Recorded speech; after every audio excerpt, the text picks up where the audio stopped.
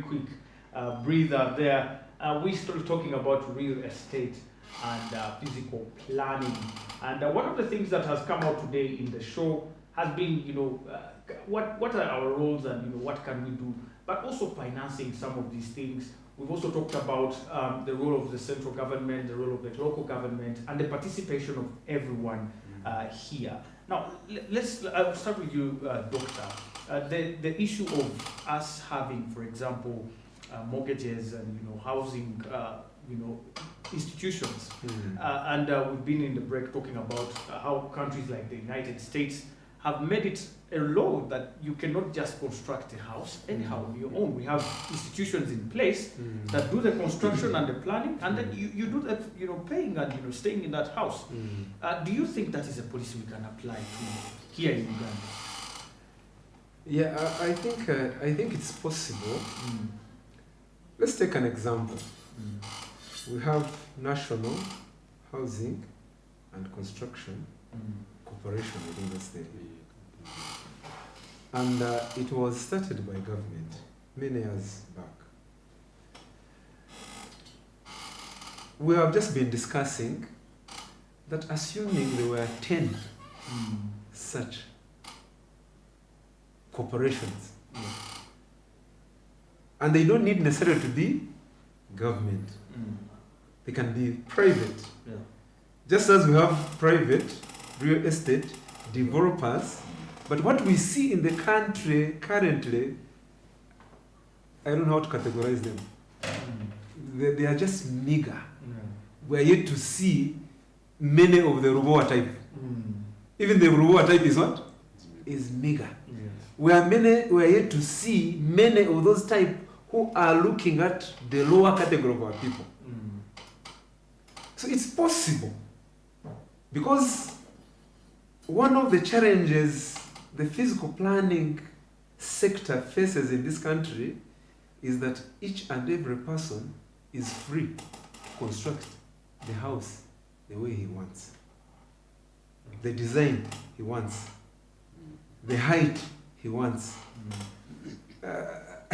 and so on and so forth. But if, for example, individuals were not allowed, and we left this National Housing and Construction Corporation, you are in charge. Provide for us 10,000 houses in Jinja this year. And then the member of various grades.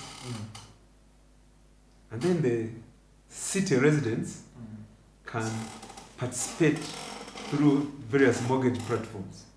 I think it would make a very, very, very big difference. Why? First of all, National Housing can negotiate for better terms as far as cement is concerned. Even as far as certain waivers with government is concerned, which an individual cannot do.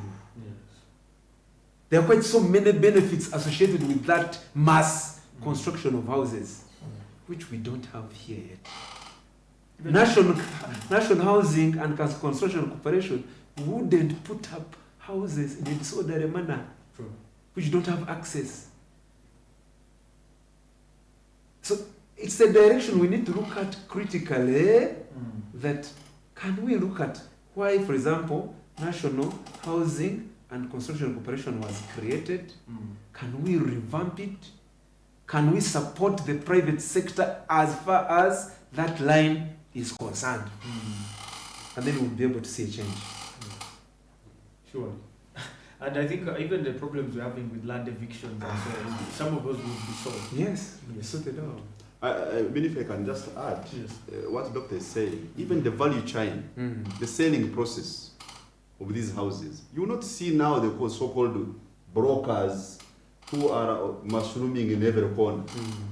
Because now the National Housing and Construction Company would be able to appoint agents, companies that are also licensed to do that work, to mediate between these companies. So you have an organized system. But the dilemma we have today, I want to bring this to our attention, the number of unfinished buildings in this city. True. So many. And imagine how much poverty those buildings are causing to the owners who built them. Because if you start up a construction project and you reach halfway and you don't finish, you're finished, as the word says, finished. You cannot remove the bricks and sell them. Even selling that unfinished building on the market, you will be under negotiated. Yes. So, personal or individual development has also actually tied the hands of many people. People have used their savings with an anticipated type of building they wanted and dreamt of, reach 2/3 and don't finish. That is lost capital, locked money out of the circulation of the money economy. So if you see buildings unfinished in the town, add them up and know how much money is locked and not productive, then you know that this is a cost to the economy. So the opposite of having institutions taking over the construction and finishing and people buying and entering or buying to rent is actually also helping the country not to tie up capital, to tie up money. That is a big issue. I think the economists must have looked. They should look at it. Yes, it's too much money locked in real estate in unfinished buildings. So that must also be seen. Last, for me, I don't think we are also making the people who are supposed to monitor the physical planners, we are giving them a difficult job. You are releasing thousands and 10,000s of people to build houses, and you're telling 2 guys to monitor them. But this gentleman or lady would actually monitor 10 companies very easily. Yeah. Even the cost of business for government would be cheaper. And as I said last but not least again, is that you are switching on the manufacturing sector to build all the inputs that these houses need. So I think we need to start going institutional, but as I can say today, the city is growing very fast. Sooner or later we shall be in Lugazi. People are building, buying plots and are running. So I don't know how that will, but the Ministry of Lands, Housing and Urban Development needs to be supported. And as the doctor says, it actually runs the fiber of the country. You're talking about physical planning, you're talking about urbanization, you're talking about land use, you're talking about housing. In one ministry like this, the question is, what is the budget allocation to that ministry? And is it effective? What is the capacity in terms of personnel? True. In my view, that ministry, It's supposed to be one of the best funded. It would because everything sits on land. Yes. True.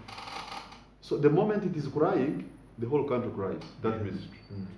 It needs technical people. It needs capacity in terms of tools to work, and it should be empowered to do the work. Otherwise, it messes up everything else, in my view. Before I leave you, Mr. Okay. Before you go, come back to him. Yes. At times we look at these things and we think they are not possible. But do you remember the president complaining in Rugowa? Yes. Yes. And he was complaining to housing finance. True. So to what extent has housing finance as a bank come out strongly to support this sector? How much money is locked up there that people are not accessing as far as this sector is concerned? Why was the president complaining? So he knows there are possibilities. He has an idea about the monies. He has an idea as how he feels the monies are not being accessed. And if it is housing finance, then the money should be housing. And I think there are quite a number. We need to unlock a few things in this country. A few things for us to be able to see a change. And it's not something that takes long to see a change. If you only unlock a few things. True. Yeah. So there are certainly a few padlocks Yeah. we need to unlock. Yes. I'll come back to you, Mr. Agawa. Someone was asking online about the mortgage system in Uganda. what are the costs and benefits of the mortgage system, and how can someone actually get mortgage? I think they're trying to understand mortgage in generally. Yeah, I think for Uganda today, mortgage, first and foremost, you must have collateral. We don't have most of the 100% mortgage access, because you need to have either land, then access the mortgage, or you should have salary that actually helps you to access what we call salary to mortgage. But the problem is the cost. The cost. And the cost, I think, is associated more to the... I was part of the Financial Intelligence Authority when we were looking at the risk of the country. The risk of the country is also associated with gaps in how the market is run. Part of them is, of course, the real estate sector being not regulated. The moment the sector is not regulated, what we are talking about with the doctor, in terms of whether institutionalized real estate development or not, or whether the brokers and managers are the actors in that environment, lack of regulation and enforcement already makes the cost of finance high, because the lender is looking at risk management. So the lower the risk in terms of gaps of enforcement and also regulation, the cheaper the money. Yeah, because then I can lend my money to that country, knowing that whether today or tomorrow I'm able to get back my money. So I will lend the money to the banks at say 5% or 10%, depending on the risk associated with that country. So the moment we don't have enough mechanism for enforcement and regulation, automatically, because every country in this world, the world works together. Money is borrowed from one country, invested in another. So the foreign direct investment becomes also very tricky.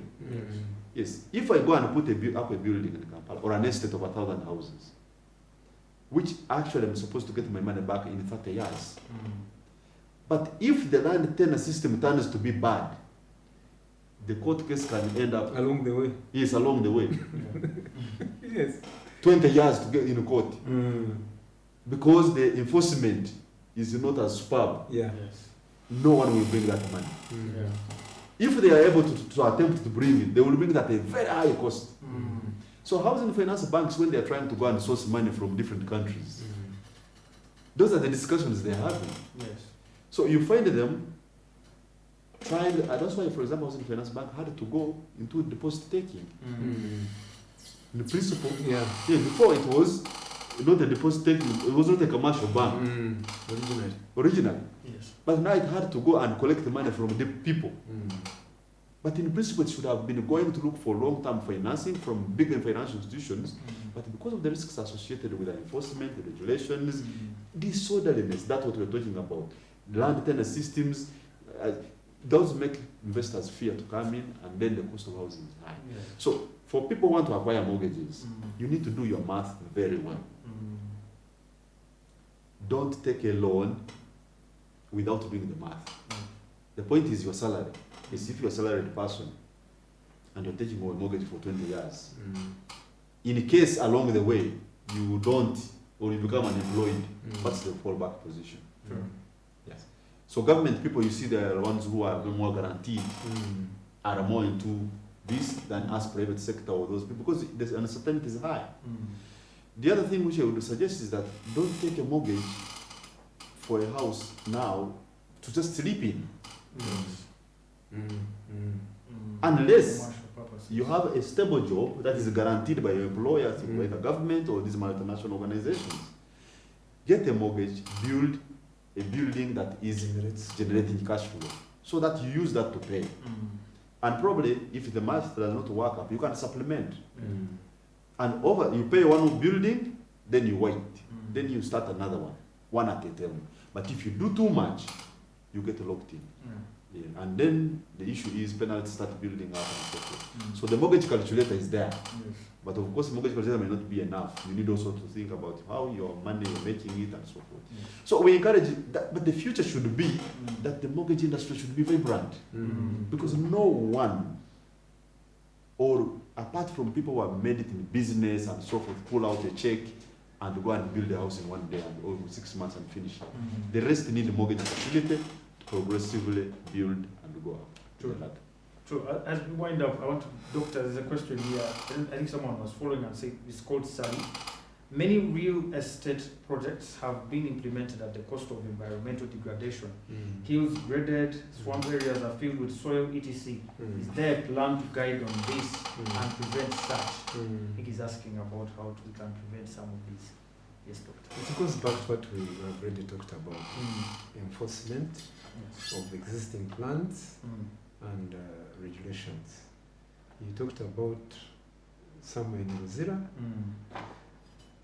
people filling up the swamp at night.